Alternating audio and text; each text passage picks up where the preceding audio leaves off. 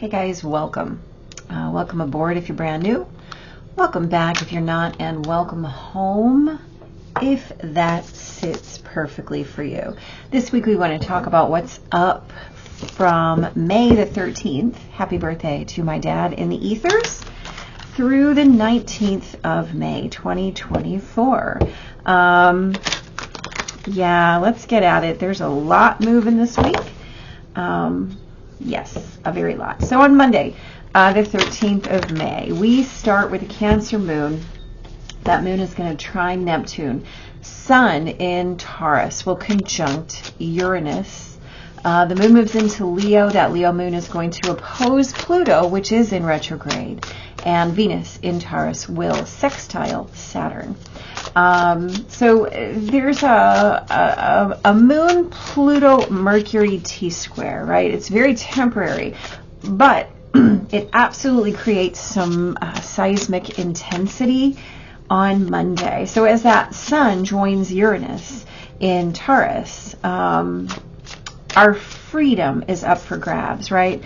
Your concept of freedom.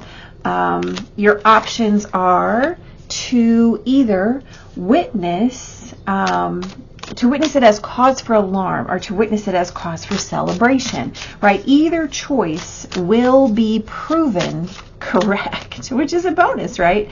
You're always right. You're always right, my friends. So that Venus sextiling Saturn is really going to widen your experience. And it's going to do so very deftly, right? And it might appear like instant karma, which is a beautiful thing. So pay attention, right? Pay attention.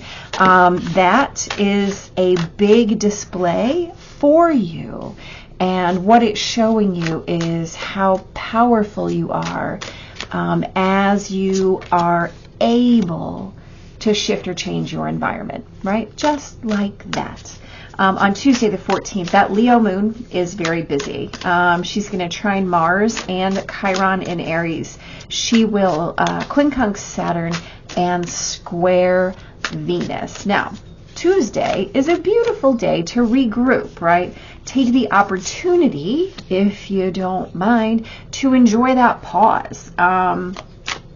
The shift in intensity will be welcome. So it's a great day to catch up, to get stuff done.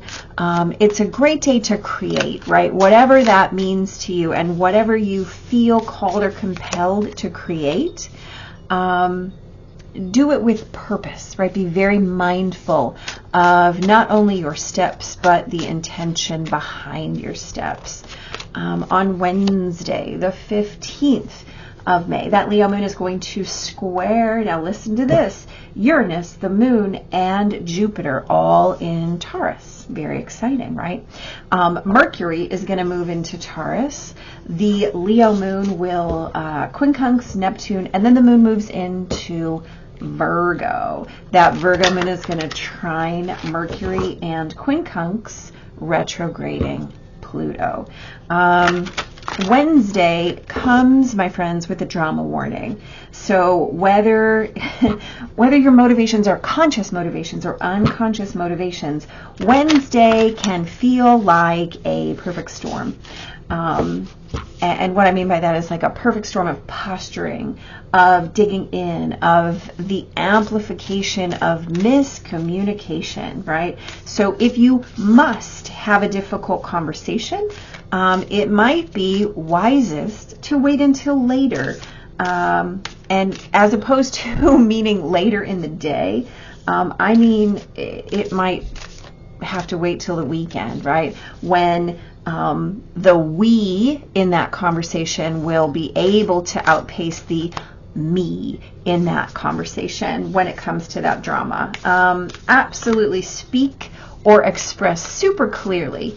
And it's important to be mindful to have no secrets, no hold back, no agenda, right? Very important.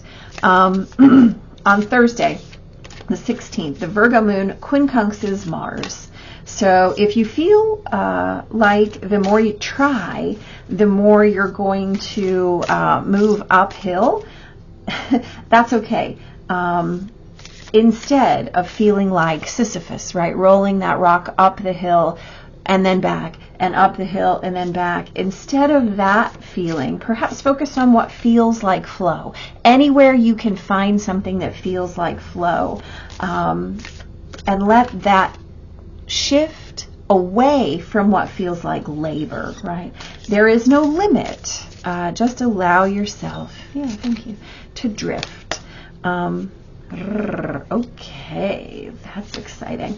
On Friday, the 17th, Mercury in Taurus is going to square Pluto, and then the Virgo moon will oppose Saturn, quincunx Chiron, and then check this out. From late afternoon on Friday to morning on Saturday. So we're just going to talk about, well, hello. We're just going to talk about it this way. The Virgo moon will trine Venus, Uranus, the Sun, and Jupiter. Okay, so that happens from,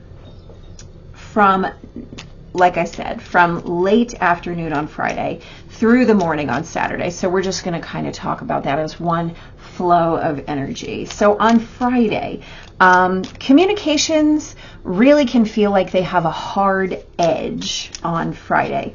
The depths of truth, however, that are available are absolutely begging to be challenged, are begging to be aired out and explored. So embrace what's available to you and release what has been. Consider that perhaps that edge in communication has a purpose, right? And that purpose might be to cut away anything that is out of step, anything that's not necessary. So use that edge wisely, right? Use it wisely. You can. Just make sure that you utilize it like the tool it is being handed to you as. On Saturday, the 18th, like I said, we start that day with that trine, that Virgo moon trining Venus and Uranus and the Sun and Jupiter. Later on, the moon will oppose Neptune, and then the moon moves into Libra later in the morning. Venus in Taurus will conjunct Uranus. The Libra moon will trine retrograding Pluto. Thank you. And quincunx Mercury, and then the Sun will conjunct Jupiter. So it's a triplet of couplets on Saturday, right? Jupiter conjuncts the Sun at 28 degrees Taurus, Venus conjuncts Uranus at 23 degrees Taurus, and Mars conjuncts the North Node at 13 degrees Aries. 13 degrees Aries, y'all. That's a critical degree. Pay attention. Interesting. So as we move into the morning's energy, pretty open and ready, what comes through as a balance or a harmonization has real potential. The way you choose to amplify it, right, or widen your own aperture absolutely allows you, allows your expectations to shape your experiences of home and the way that you're willing to step into your action potential as the actor, right? This is a big deal. Each of those will be met and measured, right, by the faith you are willing to exhibit and by the trust that you're able to place in your own journey. Beautiful, right? It's beautiful in its potential for action. And that's the key, right? Sometimes faith is the action. In fact, most often faith is the action. And then on Sunday, that Libra moon is going to oppose Mars. The Sun in Taurus will sextile Neptune, and the Libra moon will quincunx Saturn. Your actions might feel more fated than chosen on Sunday. That nebulous and mystical note of the circumstances surrounding you absolutely can add layers and layers of what feels like self-created magic. Now, here's the deal. You can let that be if you like, or you can argue with your own magical creations, right? Honestly, claim your healing. Why would you choose anything less? I can't imagine, right?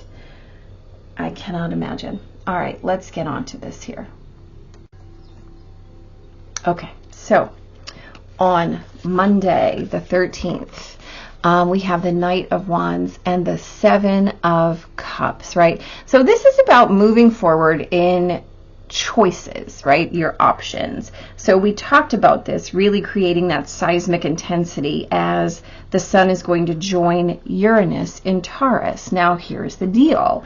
That beautiful thing really allows you to shift your foundation in any way you choose, right? In any way you choose. And how you're going to choose to move with it will absolutely be proven correct. So no matter what option you want to pick, you get to run with it in exactly the way that you want. And how cool is that, right? So witness how fast it moves, right? We talked about this as the day where you might really get to witness some instant karma. That might be the case. Make sure that when you see it, you look at it as the display of your own power, right? The display of your own power. On Tuesday, come on, you've got the Ace of Cups and the Seven of Pentacles. So those things that you've been planting, those ways you've been saying, boy, I don't like how this feels. I would like to work in a different way. I would like something that feels a little bit better, right? This is that day. Enjoy the pause. Enjoy the regroup. Allow that shift in intensity to give you time to catch up, to give you space to be like, whew, this has been challenging. This has been exciting, right? So I'm going to choose differently. I'm going to let things come in and choose your sense of purpose, right? Choose your sense of purposed action. On Wednesday, you have the Star and the Nine of Cups. What a lovely pair, first and foremost, right? Hope and optimism, wish fulfillment. We talked about this, however, as a day that is a drama warning. So make sure that your motivations, whether conscious or unconscious, are absolutely moving in the way that you have chosen, right? Otherwise, you can be putting your energy somewhere where you don't really want it to be. So if you're going to have the hard conversations, you know, the Star talks about renewal after destruction, right? The Nine of Cups is about the way that you choose your emotional satisfaction. So make sure that what you're choosing is going to serve you, right? We're not looking for the me kind of smug or self-satisfied answer. What we're looking for is cosmic clarity. So if you have to wait, to have those conversations, understand that your results will be better when you witness them in perfect time. On Thursday, you have the Queen of Swords and the Ace of Wands. No matter what, this is a lovely pairing, right? This is that day where you feel like the more you try, the more you try, the more you try, the more uphill you get, right? This Queen of Swords is all about making the right choices. No matter how big the impulse, making the right choices makes all the difference. So if you can find that thing that feels more in flow and let go of anything that feels like labor, this Queen of Swords will help you, right? She's the no-nonsense queen. She's really going to urge you not to put your energy in something that's not going to pay off. So if it doesn't feel like flow, she's going to ask you, are you sure? Are you sure that's what you want to do, right? It might look great. It might feel like a promise of something great, but are you sure? Well, are you sure? She's going to advise you to be sure. On Friday, you have the World and the Knight of Wands, right? The Knight of Wands again, having started up here with the Knight of Wands. So this is the Knight of Wands and the World. The World, which is integration, cycle completion, achievement, right? Communication coming with that hard edge today. So that place where that felt like big, open, expansive opportunity today is going to feel like, oh, okay, I'm glad I did it that way, right? Embracing what's available, releasing what has been, really making sure that that we're utilizing the edge, right? Even within the World, which has that flow of energy inherent within it, there is an ending that leads to a beginning. And the way that we make sure that we're moving in the right direction is to witness where, oh, okay, I see where that integration comes in and advises me to move in a different way, right? So I'm going to take this impulse of motion that I'm tabling because it didn't feel right. I'm going to allow it now to move in this new way that leads me into this deep sense of integration, right? We've got so much energy here that is absolutely asking you to cut away all those things, right? This Queen of Swords has given you, gifted you, in fact, all of that purpose and allows you to move forward in a way that is unencumbered by past baggage, that grabs all of the goodness you've come with and then allow you to move forward in that free way. Now, listen, interesting, huh? On Saturday, we've got the Three of Swords and the Two of Cups. What a fantastically interesting pairing. We talked about this as that day of the triplet of couplets, right? The Sun and Jupiter, Venus and Uranus, and the North Node and Mercury, moving into this energy completely open, right? We're releasing our past wounds. We're doing the work to understand where we have taken on the energy of loss or betrayal or pain, choosing to allow our expectations to shape our experience. Well, guess what? What are you going to focus on? Are you going to focus on, hey, this was sad, it hurt me, this was a terrible thing, this happened and I didn't like it? Absolutely. But what happens is we do the work of honoring that experience and then we step back up into the awareness of this divine experience of love and how we always have that potential. You can choose to pull your hair out. You can choose to keep beating the drum of your pain. You can, and you should, absolutely, as long as you want to. But know that you always have the experience of love waiting for you to be done here. There's no time limit, but there's a choice. There's a choice to be made. You get to make that choice, right? You can widen your aperture or not. They will be met or measured by the faith that you are willing to exhibit, right? Do you believe in love? Only as much as you believe in the release of your pain, right? On Sunday, we have the Three of Cups and the World again, right? The Three of Cups is about celebration. It's how we choose our collaborators. It's how we choose the circle, right? Keep your circle tight, y'all. This is how we choose the people who populate our life. If your actions feel fated as opposed to chosen, right? Pay attention to the people that you run into on Sunday. Pay attention to how you circle back to a previous situation that felt like celebration, but maybe now feels like something else, or that felt like pain, but maybe now feels like something else, right? What you're going to witness on Sunday is the evidence of your growth, right? Claim your highest and best, claim your healing, claim your integration, and celebrate it, right? And here's the thing. Celebrate it by yourself if you have to. It doesn't matter. Just celebrate it. Celebrate where you have been as you celebrate where you're going. We've got Mind Your Mind. I love this since we have so much, Mercury moves into Taurus. This is really about shaping and creating your own sense of stability, and this is everywhere we talk this week. Just making sure that what you're doing is creating, right? Your act of self-creation. Now, I love this. We have the Sorceress, right? Summoning, conjuring, weaving, and enchanting.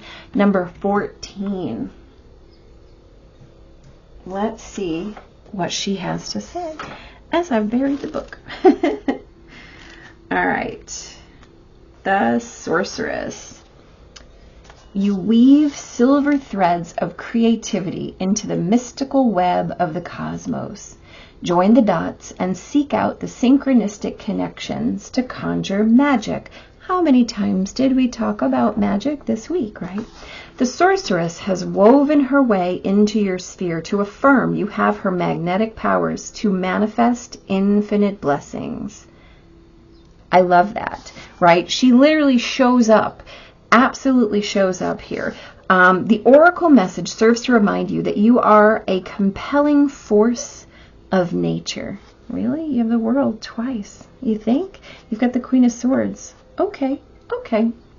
You do not need to chase your dreams when you can simply attract them. When your intentions are backed up by your energetic frequency, you become a magnet for your soul's desires.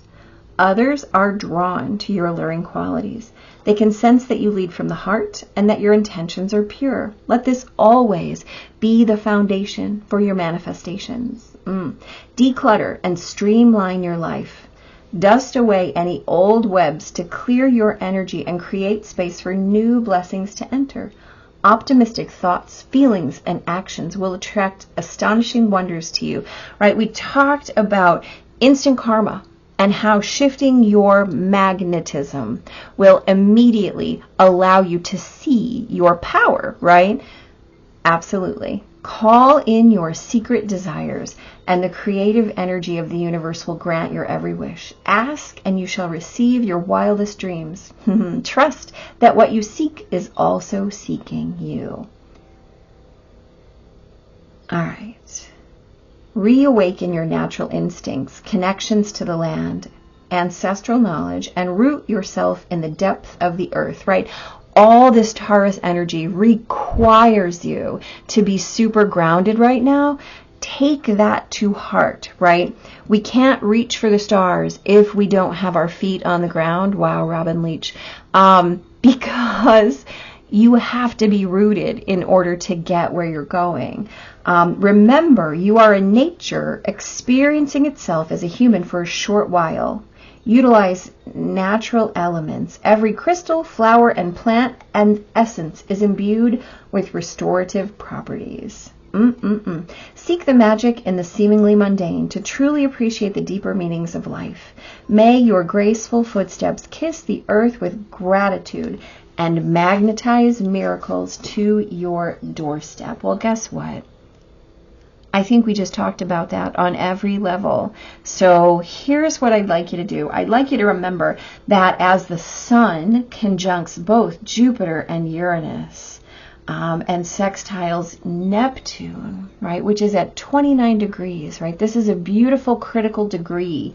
We also have that Mars conjunct the North Node at 13 Aries, another critical degree, right? This is the time when you are creating your experience as the connector of your actions and your fate. Don't take that lightly.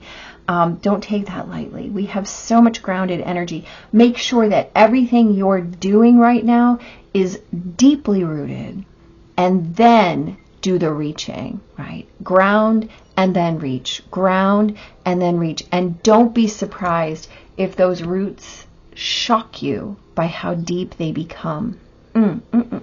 Okay, guys. Big giant blessings. Have a great week. take care, and just be in it, right? Be in it. This is your journey. Don't forget that. Big blessings.